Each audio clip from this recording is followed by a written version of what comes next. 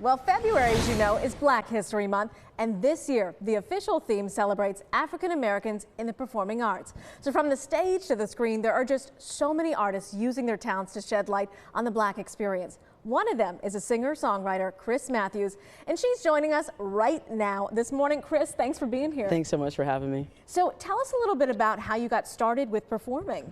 So I am a preacher's kid from southeastern North Carolina. So I grew up, I think my mom was singing to me in the womb, singing gospel music to me before I could even get in this world. But after that, I found my way to band. I'm a proud band nerd. Wanted to be a high school band director for a very long time, and went to college to pursue that. And then one very serendipitous night, ended up being a fill-in keyboard player for my roommate at the time, and just fell in love with performing. I went home and wrote my first song after that, and won first place at the Campus Talent Show at Appalachian State University after that, and the rest is history. It's just been such a wonderful outlet for being able to get my emotions and feelings out, and being able to help other people find language for their big thoughts and feelings as well, especially around social justice issues.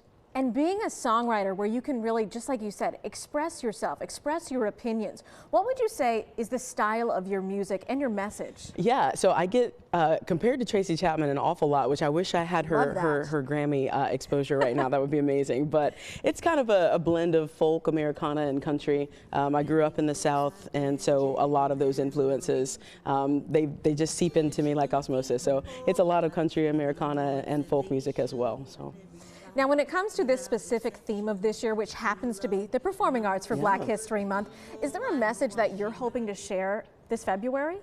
For me specifically, I do a program called Songs on Why We Can't Wait, which is a pairing of excerpts from Dr. Martin Luther King Jr.'s book, Why We Can't Wait, and my social justice songs. And so it's just a time, especially in February, to remind people of the place that Black people have had, especially in American history, for being able to be those change makers in this country especially, and to encourage people to kind of find their own resolve and strength in that, and maybe do a little change making themselves. Now, as you're kind of doing this change making, you're also doing a performance that's going to be here locally. Yeah. If people want to come see you at Cafe Lena, when and where can they do it? Yeah, so I'll be actually at Cafe Lena tonight. The show starts at 8 p.m. and it's such a special venue. It is really just an absolute beacon in the folk community. Such a storied history there. So proud to be playing there tonight. Chris, thank you so much for coming in here and joining us. Yeah. I have to mention and tease to everyone that Chris is going to be performing in just a few minutes, so please stay with us here at News 10 ABC. Once again, thanks for chatting with me. Thanks so much for having me. It's 9:50. We're going to be right back.